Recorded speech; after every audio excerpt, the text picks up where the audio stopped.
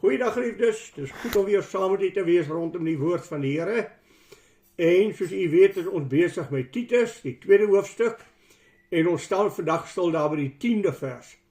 Maar die 10de vers is 'n voortsetting van die 9de vers. Daarom sal ek graag aan u eers die 9de vers weer wil voorhou, voordat ons aangaan met die 10de vers. Kom ons lees dit saam. Diensknegte moet onderdanig wees aan hulle eie here. Hulle in alles behaag en nie teepraat nie. Hulle moet niks ontvreem nie, maar alle goeie trou betoon, sodat hulle die leer van God ons verlosser in alles kan verseker. Ons het laas vir mekaar gesê, hulle moet onderdanig wees en hulle moet hulle eie here ten volle van harte dien. En hulle moet ook nie teepraat nie. Nou kry ons die volgende uitspraak. Hulle moet niks ontvreem nie. Met ander woorde, dit beteken volgens my, sommer eenvoudig die taal gebruik, hulle mag niks steel, hulle mag niks wederregtelik vat nie. Nou onmiddellik dink ek aan 'n verhaaltjie wat ek gehoor het, van hierdie seentjie wat by die skool 'n pen van sy maatjie gevat het. En toe is hy uitgevang. En toe hy sy pa by hom kom en hy na die skool ontbied word, toe sê sy pa vir my kind, hoekom het jy die potlood of die pen van iemand anders gevat? Daar by die huis is hordes penne wat ek van die werk af gebring het, wat daar in my laai lê. U hoor wat ek sê. Ek preek aan die een kant, jy mag nie ontvreemd nie, maar daar by die huis lê baie penne in my laai wat ek van die werk af weggedra het. Nou as ons praat oor 'n diensknegt of 'n werknemer, dan is daar baie dinge wat ons persoonlik maar vir onsself moet toeëien en dan moet kyk om te sê, Here, U moet my bewaar om altyd niks te ontvreemd nie, niks wederregteliks te doen nie, maar altyd in die waarheid te wandel. Kom ek noem vir u nog 'n paar voorbeelde. Daar by die werk waar jy tans is, gebruik jy die werk se telefoon vir jou oproepe? Maak jy afskrifte op die werk se rekening en die baas weet nie daarvan nie? Steek jy selfs lyf weg en as jy traag om werk te doen wat aan jou opgedra is? Dan is jy nie 'n goeie getuie van die Here Jesus Christus en van God nie. En dit is waaroor Paulus aan jong Timoteus skrywe. Timoteus, ons moet 'n voorbeeld wees vir die mense om ons in die wêreld wat ons lewe. Daarom die woord, julle moet vertroubaar wees. Wat vir my beteken, jy moet opreg wees, jy moet eerlik wees, jy moet hardwerkend wees. Goeie trou moet betoon word. En dit moet sigbaar wees, dat mense juis deur jou werk en deur jou optrede oortuig kan word van die waarheid waarvan jy met jou mond vertel. Ek het vir u vroeër al eendag die verhaaltjie vertel, van hierdie twee dametjies wat saam gewerk het, en die maandagoggend toe kom die een dametjie daarin met 'n breë glimlag en baie vol pret, jolijt in haar hart. En sy sê vir haar maatjie, ek het iets om jou te vertel. Ek het hierdie naweek die Here Jesus as my saligmaker leer ken. Haar maatjie het haar kop laat hang en gesê, ek ken hom al baie lank as saligmaker. Nou hoekom het jy my nog nooit van hom vertel nie? Waarop die antwoord was, ek kon nie vir jou van hom vertel nie, want ek het saam met jou gewerk, jy het my geken, jy het my gehoor praat, jy het my optrede gesien, ek kon nie vir jou sê, dat ek is 'n kind van die Here nie. 'n Kind van God, 'n dienaar, moet betroubaar wees in alles wat hy doen. Hy moet 'n goeie, betroubare mens wees, wat kan sien in sy lewe, dat hy kind van God is.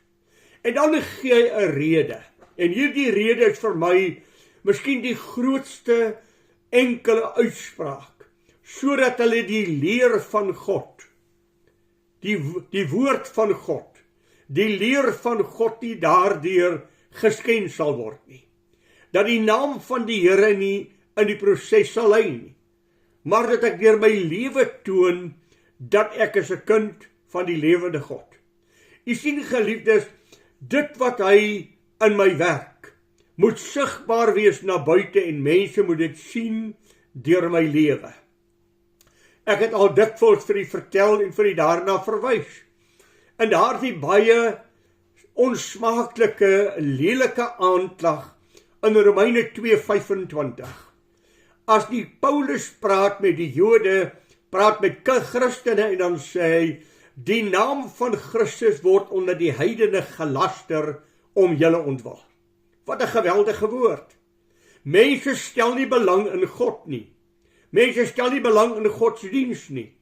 Want mense het nog nie die werk van God in jou lewe ervaar, wat hulle jaloers gemaak het om te sê, ek wil ook hê wat jy het. Wat maak jou so anderster? Wat laat jou anderster optree? En dit gee vir jou 'n geleentheid om 'n getuie te gee en te sê, ek is 'n kind van God. Ek dien die Here, daarom is ek betroubaar in alles wat ek doen. Ek dink ook aan 'n verdere verhaal wat ek vir u kan vertel. Daar in Waterval boven was daar 'n afslaer of 'n winkel, 'n kettingwinkeltjie ou daar. En ek het eendag teenoor hom gepraat en met hom gesels. En daar het vir my gesê, daar is net een groep mense wat ek hier in Waterval boven toelaat om by my op rekening te koop. En dit is die baptiste.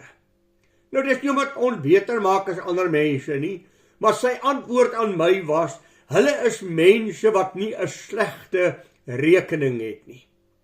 Ek het met hom gepraat oor sy siel, met hom gepraat oor Jesus Christus, en al wat hy gedoen het, hy sy klein kasselaai laat oopgaan, en 'n reeks checks op sy hand laat uitval en gesê, dominee, dit is die checks van sogenaamde Christene in hierdie dorp. Daarom het jy niks om vir my te vertel nie, want Christene is van my slegste kliënte, hulle checks het almal geholp. Wat 'n geweldige teleurstelling. Wat 'n klap op die naam van die Here. Dat Christene 'n teleurstelling was vir die werk van die Here. Oorlede dominee Pieter Vermeulen het op 'n stadium teenoor my 'n uitspraak gemaak wat aanvanklik vir my baie sterk was, maar ek het later verstaan wat hy sê. As daar enige reparasies by die werk gedoen moet word, dan vra ek geen Christen of 'n ou wat homself bely as 'n Christen om dit te doen nie. Want hulle is nie eerlik nie, hulle doen afskeepwerk, en uiteindelik as jy hulle daaroor aanvat, dan sê hulle vir jou baie reguit, jy mag my nie hof toe vat nie, die Bybel sê jy mag nie. Daarom werk ek met 'n ongelowige, iemand met wie ek kan redeneer en kan praat, en iemand wat ek na die gereg toe kan vat, as hy onreg teenoor my gepleeg het. Wat 'n geweldige ding om te sê, ek gebruik nie Christene nie. Geliefdes, as die Here Jesus daaroor gepraat het, dan het hy gepraat daar in Matteus 5 van die 13de hoofstuk af. Julle is die lig van die wêreld, julle is die sout van die aarde. En dan het hy gesê, as die sout dan laf geword het, dan deug dit nêrens meer voor, as om buite gegooi en deur die mense vertrap te word nie. En dan sê die 16de vers, laat julle lig so skyn voor die mense, dat hulle julle goeie werke kan sien, en julle Vader wat in die hemel is, kan verheerlik. Die leer van God, ons verlosser. Jog, dis 'n mooi woord. Hy het vir ons verlossing gegee. En geliefdes, hierdie verlossing is nie net die redding van my siel nie.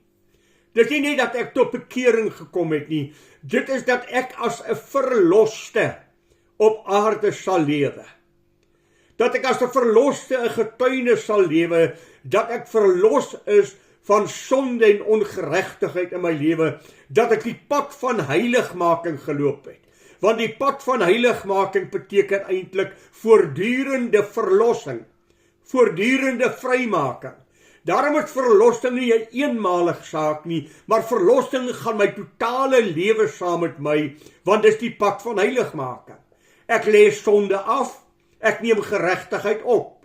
En daar is 'n voortdurende, aanhoudende verlossing en heiligmaking wat in my lewe plaasvind. Hierdie is geweldige woorde. Daarom sê ek vir hierdie woorde van, ek gaan vir u lees. Romeine die 6de hoofstuk. Kom ek lees dit vir u dan hoor, wat sê Paulus. Wat sal ons dan sê? Sal ons in die sonde bly, dat die genade meer kan word? Hoekom sê hy dit? Omdat die voorafgaande vers gesê het, waar die sonde meer geword het, het die genade oorvloedig geword. Nou vra die Christene, kan ons maar in sonde gaan lewe, want die genade is altyd meer as die sonde? Paulus antwoord, nee, stellig nie. Ons wat die sonde afgesterf het, hoe kan ons nog daarin lewe? Aflegging en lewe. Ons wat die sonde afgesterf het, wat dood is vir die sonde, hoe kan ons nog daarin lewe? Luister dan die 6de vers. Aangesien ons dit weet dat ons oude mens saam gekruisig is, sodat die liggaam van die sonde tot niet gemaak sou word, en ons nie meer die sonde sal dien nie. Niet gemaakte mense, en ons dien nie meer die sonde nie. Vers 11 en 12. So moet julle dan ook reken dat julle wel vir die sonde dood is, maar lewend is vir God in Christus Jesus, ons Here.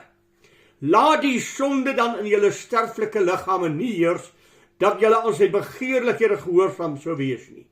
En moenie julle lede stel tot beskikking van die sonde as werktuie van ongeregtigheid nie, maar stel julle self tot beskikking van God, as mense wat uit die dode lewend geword het, en julle lede as werktuie van geregtigheid in die diens van God. Wat vers 17 sê, maar dank God dat julle wel diensknegte van die sonde was, maar van harte gehoorsaam geword het aan die voorbeeld van die leer wat aan ons oorgelewer is. En vrygemaak van die sonde het julle diensbaar geword aan geregtigheid. En dan vers 22. Maar nou dat julle vrygemaak is van die sonde en diensbaar geword het aan God, het julle jou vrug tot heiligmaking en uiteindelik die ewige lewe. Jy ken ook, en ek gaan dit nie vir julle alles lees, jy ken Galasiërs die 5de hoofstuk van vers 19 af, waar hy met kinders van die Here praat en sê die werke van die vlees in julle moet doodgemaak word. En dan praat hy van twis en tweedrag en toorn en al hierdie negatiewe dinge. Lees dit asseblief, Galasiërs 5 vers 19 tot 21. En dat julle vrygemaak sal word daarvan. En die vrug van die Gees, vers 24. Die vrug van die Gees moet in jou en my lewe sigbaar wees. Let op, julle moet so lewe, dat die leer van God ons verlosser deur julle versuur kan word. Nie versuur kan word nie. Versuur, mooi gemaak kan word. Dat mense as hulle na julle kyk, iets van Jesus Christus in jou gewaar sal word en sê, jy is anders. Jou gesindheid is anders, jou motief is anders, jou werkswyse is anders, jy's 'n diensknegt nie alleen van die mens nie, maar jy's 'n diensknegt van die lewende God, ook daar waar jy is. Want daar waar jy is, dien jy nie alleen jou aardse vader nie. Jy dien die Here in die plek wat hy jou geplaas het, om getuie aan die lewende God te wees. Daar het Paulus vir die Korintiërs gesê, 2 Korintiërs 2 vers 14 en 15, God sy dank wat ons altyd laat triomfeer, en die reuk van sy kennis deur ons oral versprei, want ons is 'n aangename geur van Christus tot eer van God onder die wat gered word en onder die wat verlore gaan. 2 Korintiërs 3 vers 3. Julle is 'n duidelike brief van God, geskrywe met die vinger van God, geken en gelees deur alle mense. Paulus sê aan die diensknegt hierdie volgende woorde: julle moet getrou wees. Sê aan die diensknegt dat hy nie mag steel nie. Sê vir hom dat hy nie iets mag ontvreemd nie. Sê vir hom dat hy die goeie trou moet betoon en betroubaar moet wees in sy werk. sodat hy die leer van God, ons verlosser, in alles kan versier, kan mooi maak. Dit is jou en my roeping. Ag, mag die Here vir ons help, om ons Christenskap nie net by die kerk uit te leef nie, maar juis in die wêreld, waar ek God se getuie is. Wie moet die wêreld oortuig van sonde? As sy kindertjies wat die woord verkondig en die lewe leef, sodat ander kinders van die Here dit kan sien en die Here ons God kan aanbid deur dit wat hulle aanskou het. Wat is in jou en my lewe sigbaar? Wat sal mense na Christus toe trek in my lewe? Ag, kom ek en jy word stil, vra vir die Here, Here, is daar iets in my lewe wat U nie waag nie, wat ek moet aflê, sodat ek 'n mooier en 'n beter diensknegt kan wees en getuie vir U te wees, en dat ek die leer van God, my verlosser, kan versier in alles wat ek doen. Mag die Here vir U ryklik seën, mag U God intens beleef. Goeiedag vir U en die Here se rykste seën.